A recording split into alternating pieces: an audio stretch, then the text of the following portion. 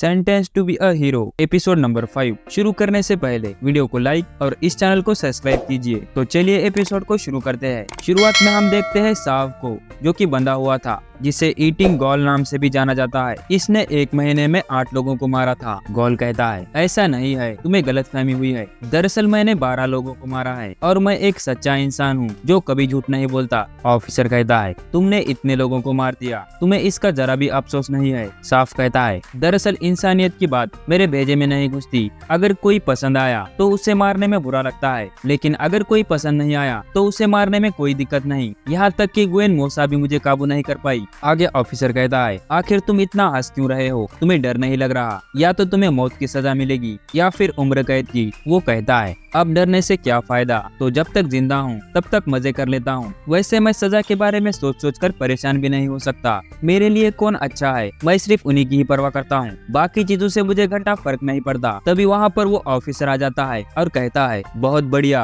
आखिर तुम अपने टारगेट को कैसे चुनते हो कि किसे मारना है? साव कहता है, पता नहीं, शायद उन्हें मारना आसान रहा होगा। ऑफिसर कहता है, अच्छा, तो इस आदमी टेल्टी के बारे में क्या कहना है? ये सिर्फ 70 सेकंड में दिन में ही गायब हो गया था, और वो भी अपने गवर्नमेंट ऑफिस से। क्या इसे मारना आसान था? साव कहता है, सच कहूँ तो बात फीलिंग की है। एक बार अगर मैं ठान लूँ तो मैं किसी को भी मार सकता हूँ, और मैं किसी ऐसे को चुनता हूँ जिसे मारकर मुझे बुरा ना लगे, और ये फीलिंग मेरे अंदर से ही आती है। देखने से ही लगता है कि इसे मर जाना चाहिए। ऑफिसर कहता है, अच्छा, तो ऐसी बात है, मौत की सजा तुम्हारे लिए बहुत कम रहेगी, तो मैं तुम्हें सजा दूंगा एक हीरो बनने की, और तुम्हें कभी मरने नहीं दिया जाएगा। आगे हम प्रेजेंट टाइमलाइन में आ जाते हैं, जहाँ साव को बातों से पका रहा था। वो कहता है, मैं बहुत दयालु हूँ। मैं अपने दुश्मन को देखकर सोचता था, इसके तो बच्चे और बीवी है, शायद वो इसका इंतजार कर रहे होंगे, इसीलिए उससे मिलते जुलते चेहरे वाले किसी और को मार देता था। देखा कितना नेक काम करता था मैं। जाइलो किविया से कहता है, ये भी एक हीरो है, कई बार मरने के बाद भी ये जरा भी नहीं बदला। बस करो, हमें और मत पकाओ। डोटा कहता है, जल्दी से इसका मुंह बांध दो,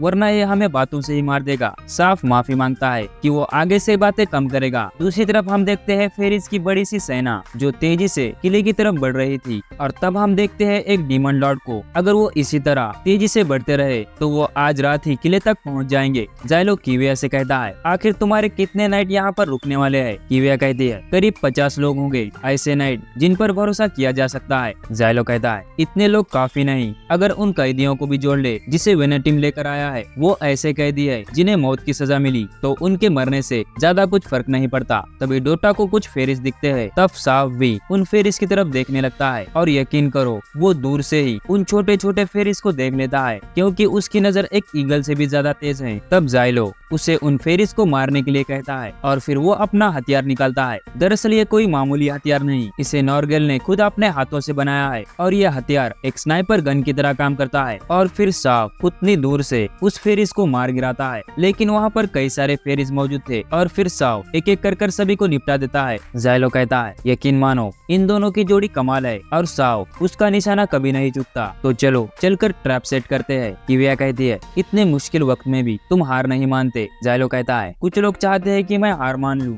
लेकिन मैं ऐसा कभी होने नहीं दूंगा, और गॉडेस को जो लोग नाकारा समझते हैं उन्हें मुंह तोड़ जवाब दूंगा। किविया कहती है, मैंने सुना है तुमने अपने रैंक को बढ़ाने के चक्कर में पूरी यूनिट को खतरे में डाल दिया था। वो कहता है, जरा बताना तो तुम किस नोबेल फैमिली से हो? किविया उसे बताती है कि वो नोबेल फैमिली से नहीं है। वो कहता है, आखिर ऐसा कैसे हो सकता है? गैल्टीव ने किसी आम लड़की को उनके टीम का कैप्टन बना दिया। किविया कहती है, दरअसल मेरे अंकल एक हाई प्रीस्ट है, इसीलिए। साव कहता है, हमने सबको ठिकाने लगा दिया और मेरा एक भी निशाना नहीं चुका। तब जाइलो उन दोनों को नजर रखने के लिए कहकर वहाँ से चले जाता है। आगे जाने के बाद उन्हें एक होली नाइट रोकता है और कहता है, तो किविया तुम यही रुकने वाली हो, हीरोज को मरते हुए देखना, ये बात मेरे समझ के बाहर है। तब हम देखते हैं एक गॉडेस को जिसका नाम है बेलमेरी। वो भी किविया के लिए दुआ करती है। होली नाइट कहता है, तुम इसके नजदीक मत जाना, इसने एक गॉडेस को मारा था। गॉडेस कहती है, देखो होल, तुमने जो काम कहा था मैंने वो अच्छे से किया, तो क्या तुम मेरी तारीफ नहीं करोगे? तब हॉल उसके सर पर हाथ रखकर कहता है, बहुत अच्छा बेलमेरी, तुमने अच्छा काम किया, और फिर वो वहाँ से जाने लगते हैं। किविया कहती है, ये है 9वीं गॉडेस पेलमेरी, और उसने 9th Holi night commander hold Clavis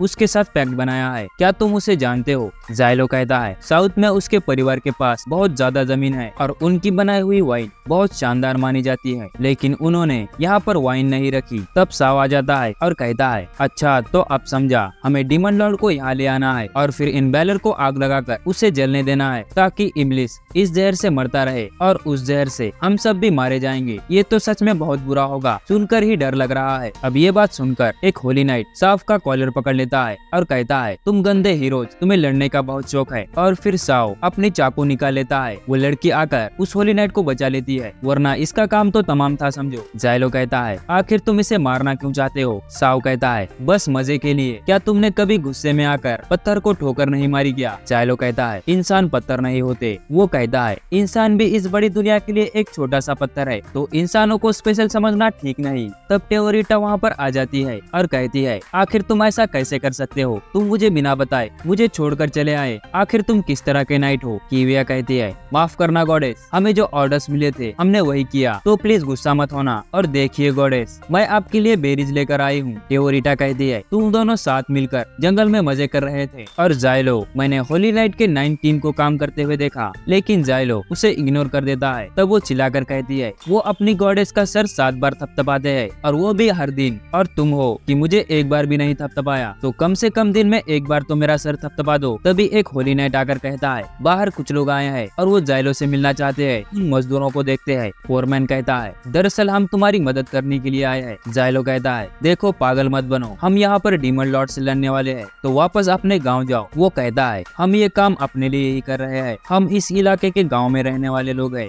अगर इस किले का हाल बहुत बुरा हुआ तो हमारे रोजगार छिन जाएंगे, इसीलिए हम तुम्हारी मदद करना चाहते हैं। जाइलो कहता है, तुम समझ नहीं रहे, यहाँ पर बहुत खतरा है। तभी नॉर्गेल वहाँ पर आ जाता है और कहता है, तुम सबका स्वागत है, तुम मेरे राज्य के बहादुर योद्धा हो। जाइलो कहता है, महाराज इनका हौसला मत बढ़ाओ। वो कहता है, इस वक्त हमारे पास सेना बहुत कम है और मैं इनकी जान को खतरे में नहीं डालूंगा, पर इनकी मदद ली जा सकती है। मैं इन्हें सेक्रेट सील बनाना सिखाऊंगा, जिससे मुश्किल सील को भी बना सकते हैं। जब ऐसे लोग हमारे साथ हो तब कोई भी दुश्मन हमारा बाल भी बाका नहीं कर सकता और हम सब मिलकर इस किले की रक्षा करेंगे। और फिर वो उन सभी को लेकर चले जाता है। आगे वेनेटिम कहता है, सब कुछ प्लान के हिसाब से चल रहा है। जाइलो कहता है, तात्सुया उन्हें सुरंग के रास्तों से रोकेगा और मैं चाहता हूँ कि 20 होली नाइट उसके साथ रहे। साहब तुम पिछले गेट पर रहोगे और जो भी दिखे उसे शूट कर दोगे। दरअसल डोटा किसी जरूरी काम के लिए बाहर चला गया है। महाराज तुम गेट के पीछे की तरफ रहोगे। हमें ड्रॉ बीज ना उठाने का हुक्म मिला है, हमें किसी भी हाल में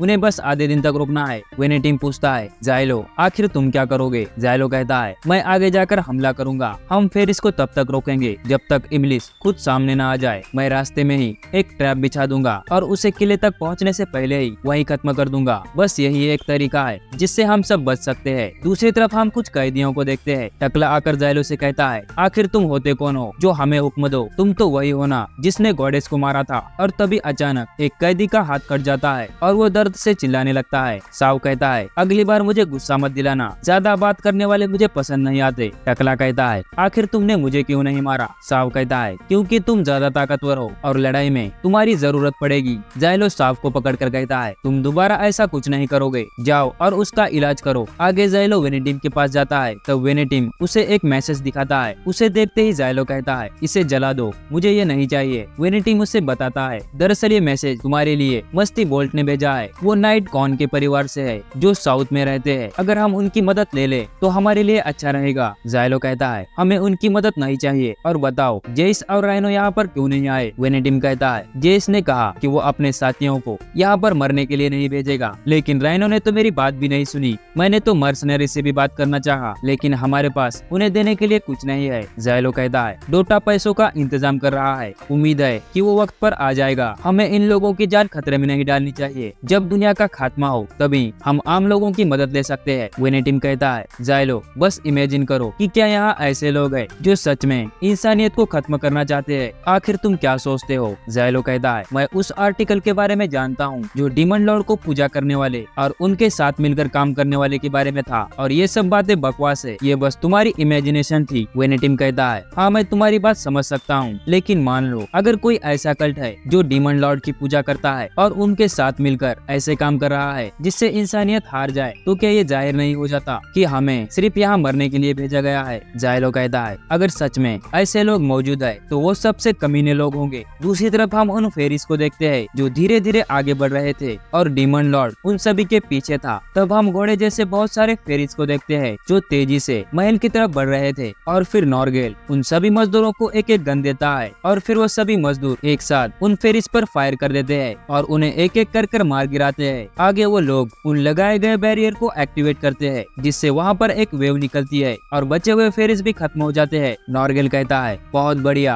आज तुम लोगों ने तो कमाल कर दिया, तो अगली लड़ाई के लिए तैयार हो जाओ। दूसरी तरफ साओ एक एक करके कई सारी फेरिस को खत्म कर रहा था और इस काम में उसका साथ वो कैदी भी दे रहे थे। वेनेटिम कहता है, मैंने महाराज को बहुत समझाया कि फ्रंट लाइन से दूर रहे, लेकिन वो मेरी बात सुनते ही नहीं। दूसरी तरफ होली नाइट कमांडर कीविया के लिए रास्ता खाली कर रहे थे और फिर कीविया अपने होली नाइट को लेकर एक साथ अटैक करते हैं और बहुत सारे फेरिस को मारते हुए आगे बढ़ते हैं और उनकी एक यूनिट दूसरी तरफ से फेरिस के साथ लड़ने के लिए आगे बढ़ते हैं। और ये सब कुछ जाइलो और टेओरिटा ऊपर से सब कुछ देख रहे थे। तब साओ जाइलो को कुछ देखने के लिए कहता है। तब हम देखते हैं कुछ फेरिस के ऊपर इंसान है जो कि इस किले पर अटैक कर रहे थे और इन सभी को यकीन नहीं हो रहा था। अब कुछ फेरिस उस बैरिकेड को पास कर आगे बढ़ रहे थे। सील टूटने की वजह से वो फेरिस आसानी से अंदर घुस पा रहे थे और फिर वो फेरिस उस गेट को भी तोड़ देते हैं। जाइलो कहता है, ये बहुत बुरा हुआ, वो सभी बहुत तेज है, डीमन लॉर्ड यहाँ तक पहुँचने से पहले ही हम सब मारे जाएंगे। और फिर इसी के साथ ये एपिसोड यहीं खत्म हो जाता है। उम्मीद है आपको ये एपिसोड पसंद आया होगा। पसंद आए तो वीडियो को लाइक कीजिए, नए हो